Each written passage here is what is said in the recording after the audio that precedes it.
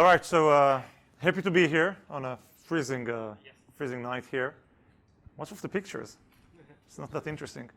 I was asked to not do any sales pitch and not talk about Sisense, and still talk about Sisense in a detailed manner. That was the exact instruction I got from Matt. So what we'll do, I thought, we'll be talking about big data, business analytics, but specifically the specific innovation story behind Sisense, because Sisense is a very, very unique technology, very disruptive. So I'll give you the behind the scenes how it evolved. No one ever called us a late stage company. I prefer to say a hyper growth startup than a late stage company, but I guess they definitely go hand in hand. And feel free to ask questions. You know, we can take it any direction you want. A few words about myself. This is my third data analytics company out of New York, by the way. So the first one was Cyota, which became part of RSA, invented what is known as risk-based authentication. It's an analytics-driven engine to decide if someone is high risk or not when he transacts online. Every time you guys, when you log into Gmail or your bank account, and you've been told in real time that you'll be getting this text message, right, to put in the code, that's actually a risk engine, big data risk engine running in real time to profile you and your behavior and decide if you're flagged or not. This was my first company. I was a co-founder. I sold it to RSA. Second one, Actimize, again, out of New York. We have one Actimize person in the room. $200 million business out of Manhattan, financial crime analytics, fighting fraud, market abuse, money laundering, terrorist financing, insider trading, using gigantic data analytics, working with every second bank on the planet. And that's a pretty big company headquartered on 37th Street and Broadway. And the third one, which I joined a year ago, is Sisense, which is a very interesting company, and I'll talk about our technology. So that's me in a nutshell, based in New York for the past decade, and I used to have a nice smile when we took this picture. And what I want to talk about is the story of Sisense. Sisense began about 8 years ago when 5 data geeks, let's call them, met in college or university, and they wanted to do something cool together. When you have 5 geeks, you know, meeting during college, discussing data and stuff, they really spoke about 2 things: beers and chips. Okay, and you'll see why this is so important in a minute. And their idea was that if you look historically, you have in the past the traditional BI, right, business intelligence, traditionally MicroStrategy, Cognos, Business Objects, SAP, working on large data sets, taking a lot of money and time to deploy big machines. And that was the way BI was done up until about a decade ago. A decade ago, there was a new innovation called in-memory databases, in-memory analytics. And the really sophisticated explanation of what in-memory is that you move the data from the disk to the memory. That's what in-memory is. It's a major innovation, really moving the data from one place to the other, which is much faster. That allows you to run analytics on smaller machines and faster databases and make it a bit more usable. And that's really the generation of the tableaus and clicks and the like. And that began about a decade ago. And what those 5 geeks had in mind when they met was a question: can they do what happened in memory, taking the data from disk to memory, and do the same, taking the data from memory into the chip, the standard Pentium chip you all have in your laptops today? And everyone told them how stupid this idea is, because it's impossible. You cannot take large data sets into a tiny little chip because there's no room inside, and you cannot store the data there. And they went to the VC community, and everyone told them they're stupid and refused to invest. So the guy's dad gave him a lot of money, $2 million. So you need to have the right parents, I guess. And they spent 4 years literally innovating, recreating the whole technology stack of data analytics. They reinvented everything from a database technology to a compiler to the analytics algorithm, all the way up to the visualization to do what I'll show you in a minute. And the reason they had this in mind was that when you look at the modern CPUs, all modern CPUs have cache in them. And as CPUs evolved over the years, that cache became better and better. The problem is, if you look on the left, this is the classic challenge in data analytics. Performance and size go in opposite directions. So the larger data you can store, the more data you can store, the lower the performance is, and vice versa. So the fastest performing unit for analytics on the planet is the register inside the CPU. They're the fastest, and it goes all the way down to the disk, and interacting with the disk. But those cache, those tiny registers and cache in the CPU are becoming more and more powerful. And just to give you some examples, if this is the L1 cache, this is all the way inside the CPU, it is 10 times faster than the L2 cache, which is more stuff on the CPU, which is 50 times faster than the RAM, which is way, way faster than the disk. All right? Makes sense. And now to connect it to our beer example, because that's all we had in mind, this is the analogy they came up with back then. And they said, if you want to drink beer, the L1 cache is like going to the fridge, getting the beer, you're really happy, you drink it, it's all good. If you want to go to the L2 cache, you have to go to the shop downstairs, so you walk for a few minutes, buy your beer, get home, you're a bit tired, but you're still quite happy. Going to the RAM is like going to the grocery store or going to Walmart, right? You have to go somewhere, it takes a lot of time, you have to come back, still be in the mood, and then you can drink your beer. And going to the disk is like going all the way to where they manufacture the beer, all right? And that's really not putting you in the right mood. So that's really the beer equivalent of why this is really powerful to go here. And remember, in-memory was the big innovation, moving from here to here. Think about the order of magnitude of that can be had. And with that in mind, they spent 4 years building this technology. And this is the most technical slide I have here, okay? In a nutshell, the big innovation was finding a technology that can take big data sets. Imagine you have a column in the, in memory of 100 million rows, right? 100 million data points. Can you take that column and break it down to tiny little chunks? That's the professional term, chunks, right? You break it to tiny little chunks, take each chunk and work on it locally inside the cache of the CPU, recreate that column on the way out, and that way be 50 times to 100 times faster. That was the innovation. And again, everyone said it's impossible. They found a way to do it, to make it extremely fast, extremely fast. And this was how Sisense began, with an extremely fast technology to run analytics and big data analytics. Still taking terabytes of information, breaking them to tiny little pieces, putting them into the cache of the CPU, running it really fast. You can do it hyperthreaded because you have many chunks spread over the computer and bringing it back to life. And it's using a lot of fancy technologies you really don't want to hear about right now. And the outcome of this experiment was that after 4 years, they built the fastest business intelligence, big data algorithm on the planet. And the one, if you know the Strata, right? How many of you have been to Strata? I expected more, by the way. All right, so if you know Strata, 2 years ago, number one in Strata, just to understand what they did, taking 10 terabytes, and in 10 seconds, running all the algorithms analysis on a standard Dell server that cost $1,000. And this was a few years ago. Okay, and that was never done before. You could not do it before. You have to buy this fancy computer to do it on. And you can say that this is where the story ended, but the truth is, and this is why I think it's an interesting case for today, this is where the story began. Because what we got here is a really, really fast algorithm, right? And the question is, are we solving the real problem? Is having fast BI the number one need in the market? And that's, I think, a good question for any person starting a company, running a company. You may have the best technology on the planet, but is this solving the right problem? And as innovators and as founders and entrepreneurs, we always like to believe that the answer is yes. And usually the answer is no. Just usually the technology you fall in love with is not the right one or not solving the best problem. So do you think that speed is the number one issue today in BI?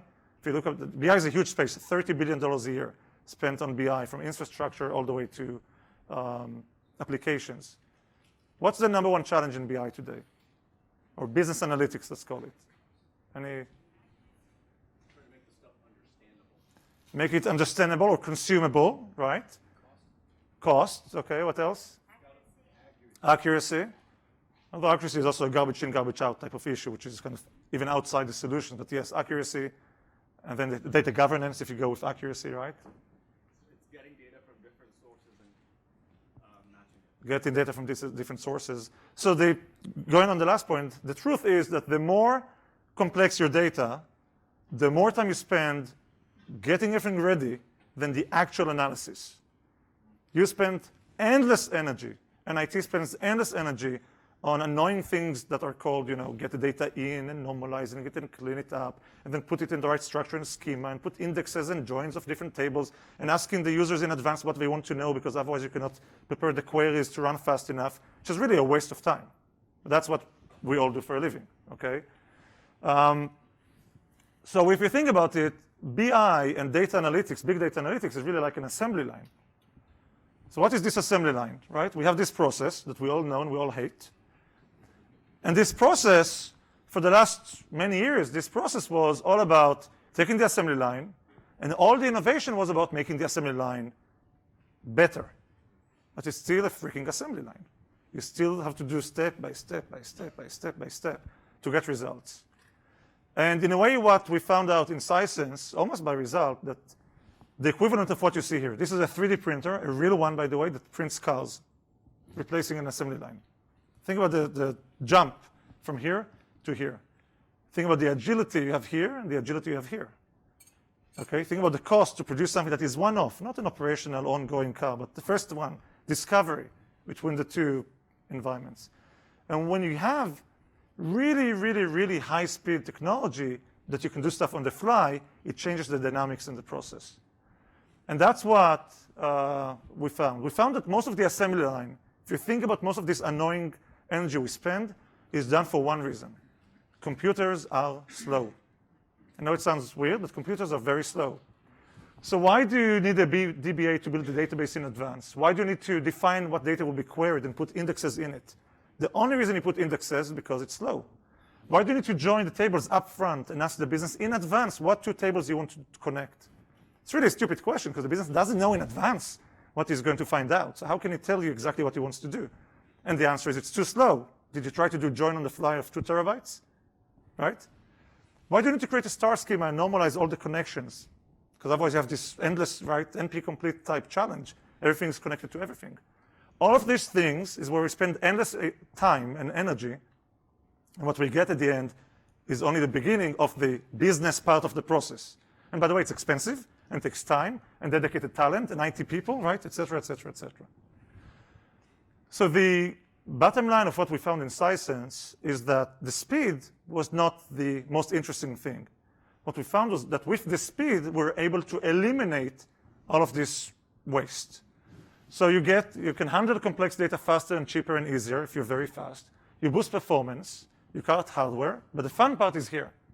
You can eliminate and simplify the data preparation. If there's no need for a DBA or a data warehouse, and no build to do joins in advance, because we do them on the fly because we're very fast, and no need to put indexes because I do it on the fly and very fast, and no need to build a schema because I can, again, do it on the fly and get the right connections based on the query, I can save you endless efforts. You can be much more agile, and the business can be self-sufficient and not rely on IT professionals doing this prep work. And by the way, I thought IT guys would not like it because the business is taking away the responsibility. And when I speak to CIOs on our client side, they love it. Because they say IT people hate to waste their time on those mundane tasks. They're really not interesting.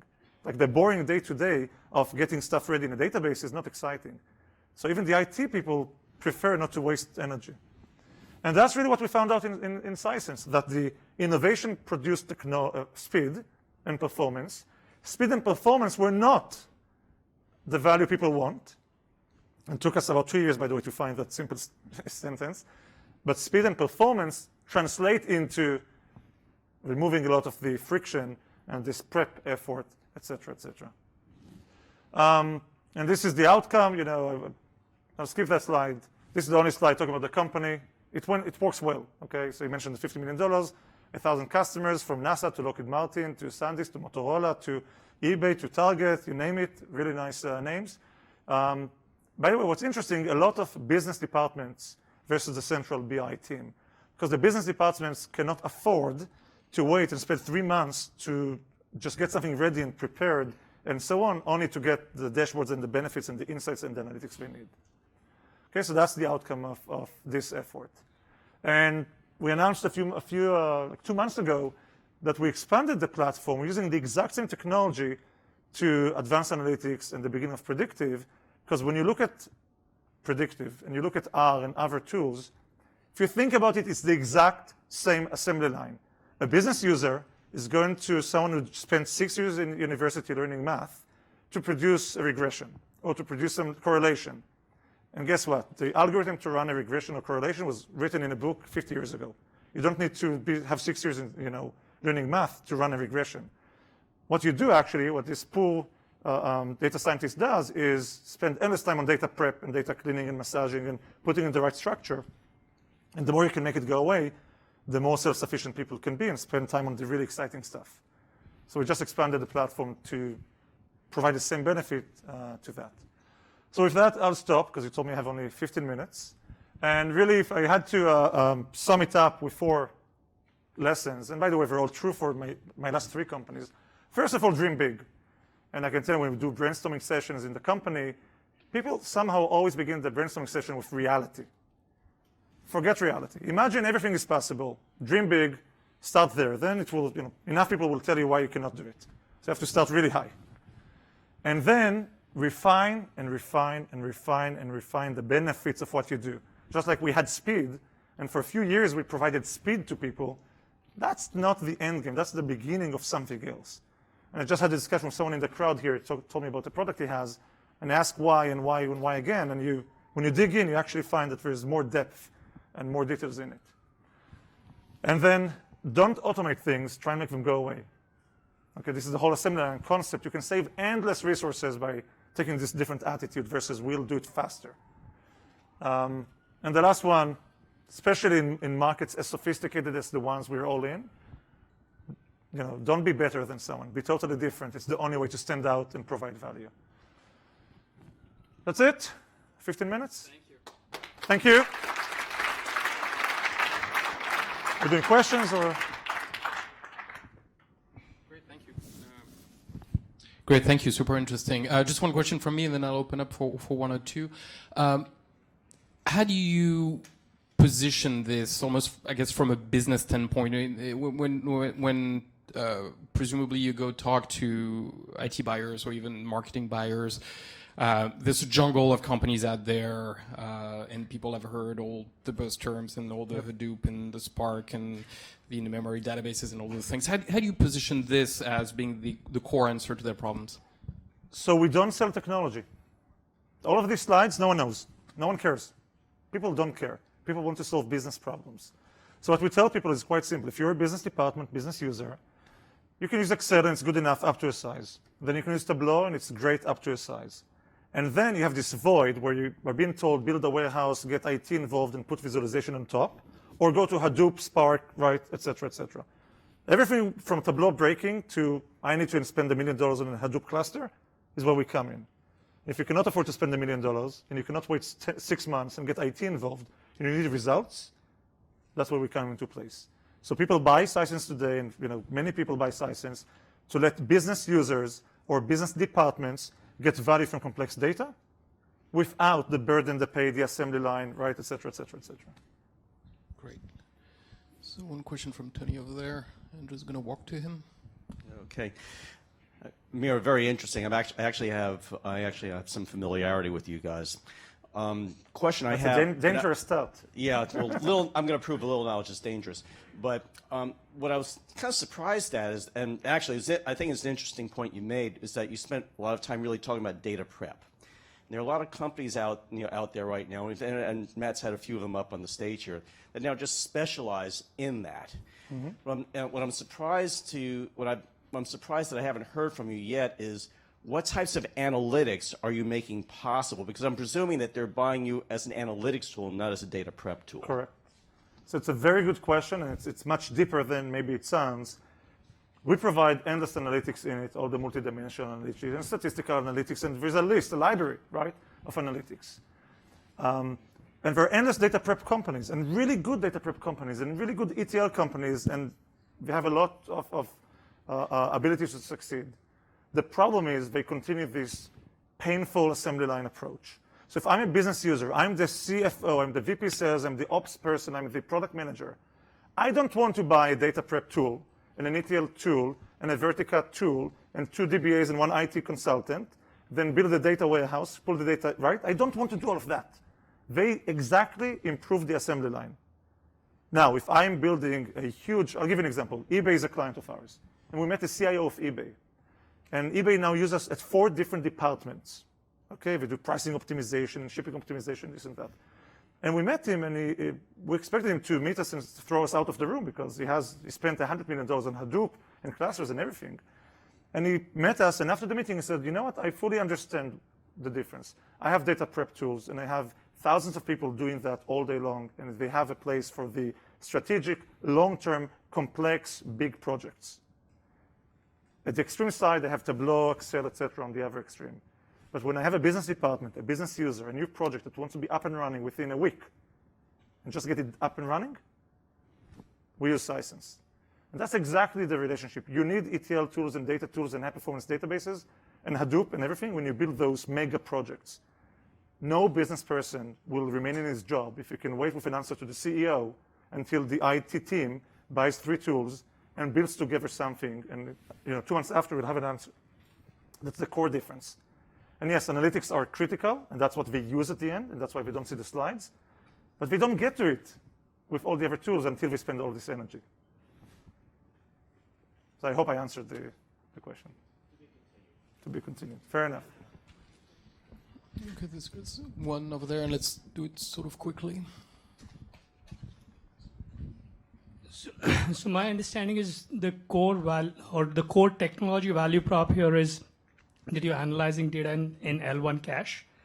Now, as Intel actually moves memory close to the microprocessor with their 3DX point, and they make that available in all the servers, how would that impact your business? Because then Tableau, SAP HANA, everyone will be able to actually do this, right? Because the memory is in the processor. It's a great question, and you can ask also about SSD and other things. As memory becomes faster, we're very happy because we actually know how to take advantage of the various memory hierarchy or the various levels of the hierarchy. So the more levels, if we add today L0 one day, and will be at the other extreme side RAM++, right? Very fast RAM, and IBM just announced some really fancy memory access. You need the technology to break those memory elements, the big data elements, into tiny chunks and take advantage of the various elements. So it's a great question. We're actually, without saying things I cannot say because it's recorded, very smart chip manufacturers of various kinds are sharing with us roadmaps, and every time they give us beta versions of the computers to test, and we see how much more value we can get, how much more juice get out of those computers. So we see it as a good thing. Okay, wonderful. Thank you very much. Thank you.